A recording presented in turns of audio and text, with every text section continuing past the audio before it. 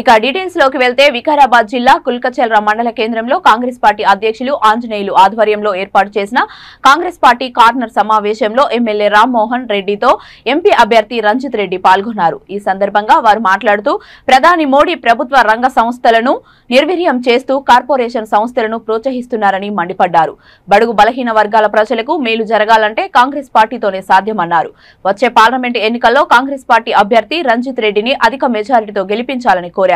ఈ కార్యక్రమంలో డీసీసీ ఉపాధ్యక్షులు భీమ్రెడ్డి, లాలు కృష్ణ, బ్లాక్ 2 కాంగ్రెస్ పార్టీ అధ్యక్షులు భరత్ కుమార్ పాల్గొన్నారు. కాంగ్రెస్ అభ్యర్థులను గెలిపిస్తే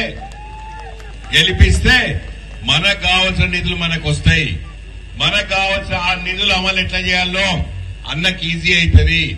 ఎంత మంది గెలిస్తే అంత సత్తా చాటితే మనకు కేంద్రం నుండి నిధులు ఎప్పుడు వస్తలేవు. ఎందుకంటే కేంద్రంలో మొన్నటిదాకా బీజేపీ పాలిత ప్రభుత్వాలు ఉన్నాయి. ఆ బీజేపీ పాలిత కేంద్ర ప్రభుత్వం ఎప్పుడూ వాళ్ళకి డబుల్ ఇంజిన్ సర్కార్ కావాలంటారు. ఇక్కడనేమో ఆల్రెడీ రేవంత్ అన్న చీఫ్ మినిస్టర్ అయిపోయిండు. అంటే రాబోయే 5 సంవత్సరాలు అన్న సీఎం ఉంటాడు కాబట్టి వాళ్ళ కళ్ళు కుడుతున్నాయి బీజేపీ వాళ్ళకి. మనం ఏం చేయాలి? మనం గెలవాలి.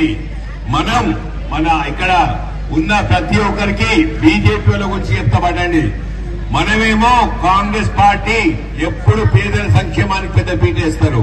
మొన్న రేవంత్ రెడ్డి అన్న 6 గ్యారెంటీలు ఇస్తా అంటే మీరందరూ అమ్మా మా ఇంటికైతే ఉచిత కరెంట్ వస్తుంది, ఉచిత బస్సు వస్తుంది, 500 రూపాయలకు సిలిండర్ వస్తుంది, కోడల పిల్లకు 2500 వస్తాయి, అత్తకు 4000 వస్తాయి, అందరికి 2500 రూపాయలు మళ్ళా పెన్షన్లు వస్తాయి.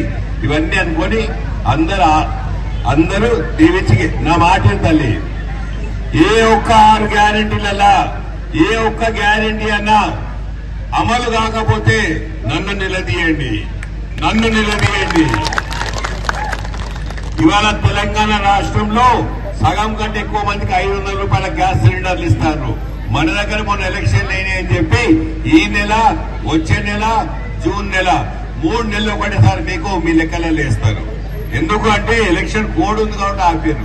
మీకు ఎవరికన్నా 500 రూపాయల గ్యాస్ సిలిండర్ ఇవ్వకపోతే ఈ నెల, వచ్చే నెల 10 లక్షల రూపాయల వరకు ప్రభుత్వ ఆసుపత్రులే కాదు ప్రైవేట్ ఆసుపత్రుల్లో కూడా వైద్యం అందించే విధంగా ముఖ్యమంత్రి రేవంత్ రెడ్డి గారు 10 లక్షల వరకు న్యాయం చేసే విధంగా నిర్ణయం తీసుకున్నారు. అదైన తర్వాత మహిళల గురించి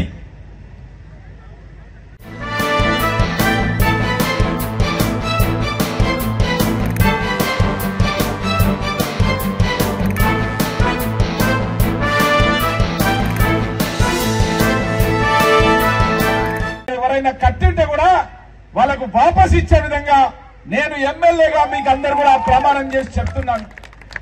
అదేవిధంగా నాకు గౌరవ ముఖ్యమంత్రి గారు 3500 ఇండ్లు ఇచ్చిండు. చాలా మంది మహిళా